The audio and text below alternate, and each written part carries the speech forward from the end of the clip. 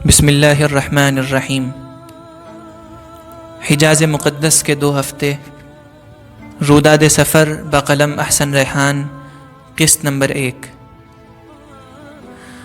مالک ارض و سما بہت مہربان ہے، بہت غفور و ودود ہے۔ اس کے تمام صفاتی نام بھی اگر ذکر کر دیے جائیں تب بھی اس کی ذات کو محیط نہیں ہو سکتے، لیکن انسان کو اس کے مالک نے وسعت کے بقدر ہی مکلف بنایا ہے، لہٰذا آسمان و زمین گواہ ہیں کہ ہر دور میں لوگ اپنے اپنے ظرف کے مناسب پروردگار کی حمد کرتے رہے ہیں، اور تا قیامت یہ سلسلہ جاری رہے گا، اور راہ ہدایت پر گامزن افراد اس پر بے انتہا اجر کے مستحق ہوں گے۔ یہ وعدہ ہے ان کے خالق و مالک کا۔ یہ اس کا کرم نہیں تو کیا ہے کہ وہ مجھ جیسے عصیان و طغیان میں غرق نافرمانوں کو بھی حرمین مقدسین کی زیارت کرا دیتا ہے۔ مکہ مکرمہ اور مدینہ منورہ ہر کلمہ گو کے دل میں مقدس اور محترم ہے۔ ہر وہ انسان جس نے اس کائنات کی سب سے بڑی حقیقت کا اعتراف کر لیا، یعنی جن لوگوں نے تمام انس و جن اور درند و چرند اور نبات و جماعت کے پیدا کرنے والے کو اس کی صفت وحدانیت کے ساتھ جان لیا اور مان لیا، تو قدرتاً وہ اپنے قلب و فہم کے نہا خانوں میں اس ہستی کی محبت کا وجود محسوس کریں گے جس کے طفیل رب عرش و زمین نے اس دنیا کو تخلیق کیا۔ وجہ تخلیق عالم ایک ایسی صفت ہے جو محمد عربی صلی اللہ علیہ وسلم کے ساتھ خاص ہے، لہٰذا اس صفت کے تذکرے کے بعد ذکر و نظر کے موضوع کا محور یہی فرد واحد باقی رہتا ہے، اور خوش قسمتی سے یہ ناپختہ قلم آج اسی مرد قلندر اور اس کے منتسبین پر جرأت جنبش کر رہا ہے۔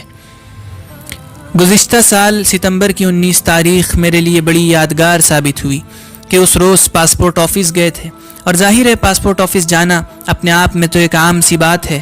وہ یادگار کیوں کر ہو سکتا ہے جب تک کہ اس کی نسبت کسی یادگار چیز سے نہ ہو۔ اس بزم گیتی کی یہ ریت پڑ چکی ہے کہ انسانوں کی بنائی ہوئی سرحدیں اگر عبور کرنا ہے تو مخصوص مراحل سے گزرنا پڑے گا، محض کاغذوں کے چند ٹکڑوں سے اپنا قابل اعتماد ہونا ثابت کرنا پڑے گا۔ عجیب منشور ہے دنیا والوں کا کہ جو شخص شناختی کارڈ اور پاسپورٹ نامی چند رقعات بہم رکھتا ہے وہ نیت کا صاف ہے، ارادے کا نیک ہے اور امن کا ضامن ہے، خواہ اس کا سینہ دہشت گردی سے اور انتشار پسندی سے بھرا پڑا ہو، اور وہ ملک و قوم کا کیسا ہی شدید دشمن کیوں نہ ہو۔ بہر کیف ان تیاریوں سے ایسا لگنے لگا تھا کہ تقدیر نے دیار نبوی میں حضوری کے لیے زین کس لی ہے۔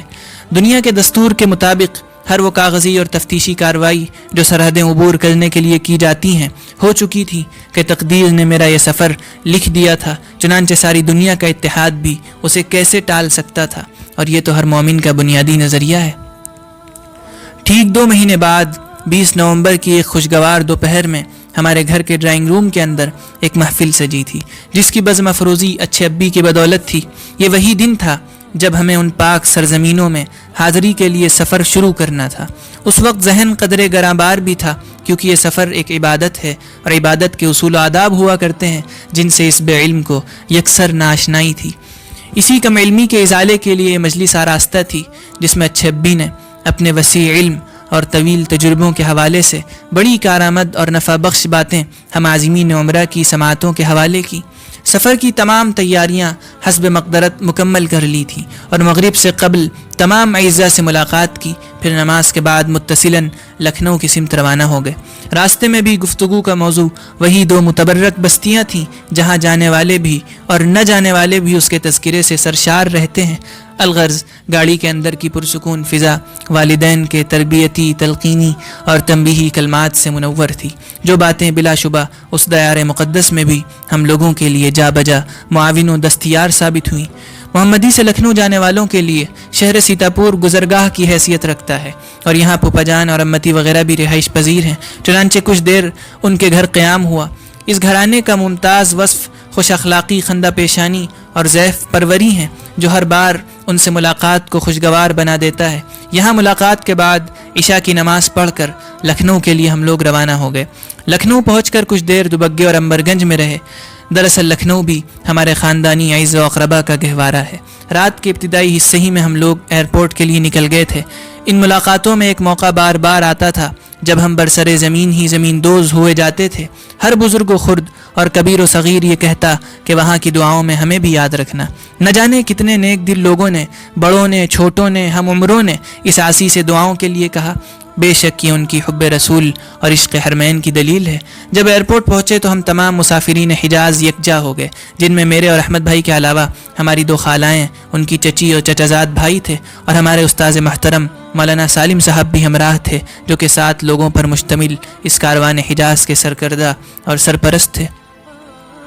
اللہ جزائے خیر دے ان حضرات کو جو رات کے درمیانی حصے میں ہم لوگوں کو رخصت کرنے ایئرپورٹ تک آئے تھے، جن میں بڑے ابی اور جنید بھائی، ہمارے پھوپھیزاد عباد اور اسحاق بھائی، اور خالازاد بھائی شرجیل، اور بھی کچھ لوگ تھے جو وہاں رہے، جن میں اسلم بھائی کی شخصیت بھی ناقابل فراموش ہے۔ عباد بھائی بذات خود بھی انتہائی شفیق اور پرلطف ہیں، مزید یہ کہ عرب اور ہند کے سفر کا خاصا تجربہ بھی رکھتے ہیں، سو انہوں نے جب تک ایئرپورٹ کے اندرون میں جانے کا وقت نہیں آیا بہت سی اہم باتیں بتائیں۔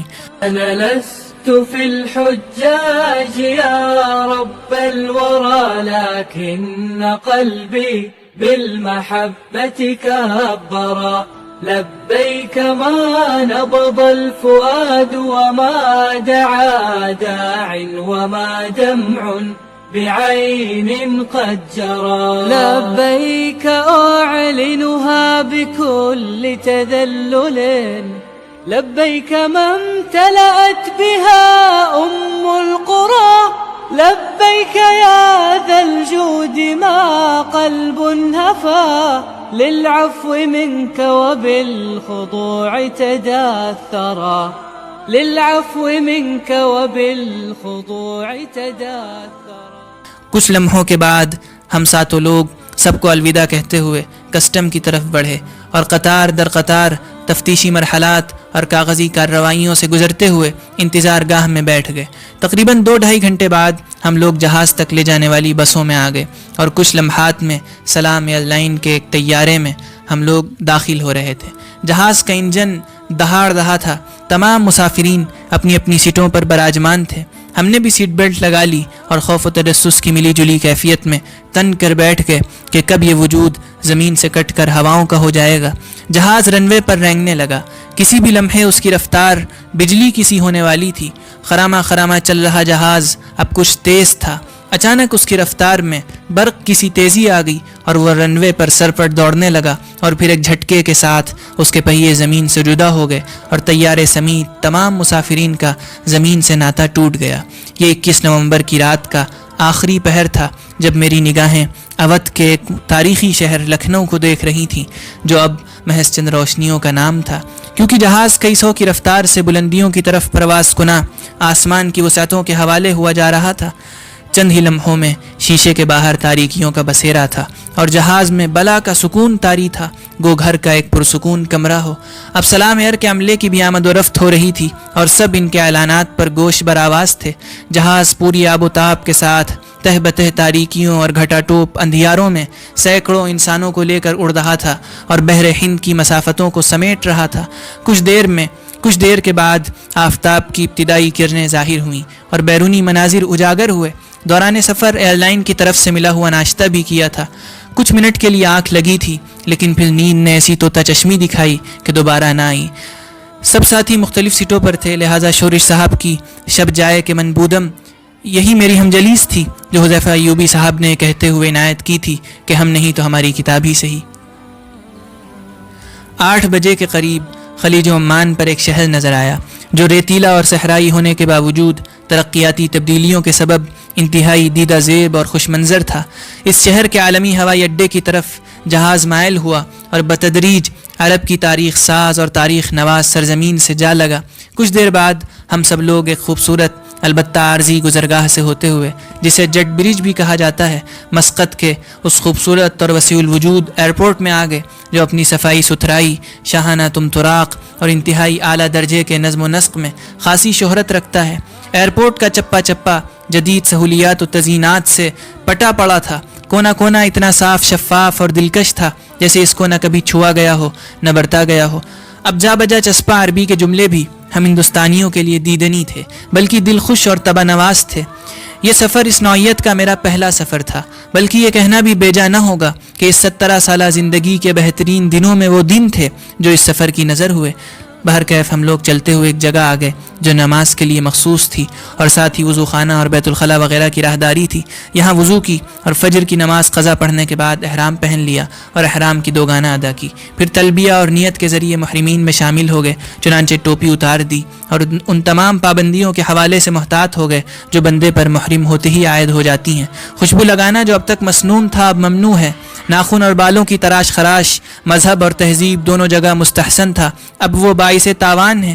یہی بندہ مومن کا حسن ہے کہ شرع متین کا جو حکم عقل کے دائرۂ کار میں آئے وہ بھی تسلیم، اور جس تک عقل کی رسائی نہیں ہوئی وہ بھی من نوع قابل قبول ہے۔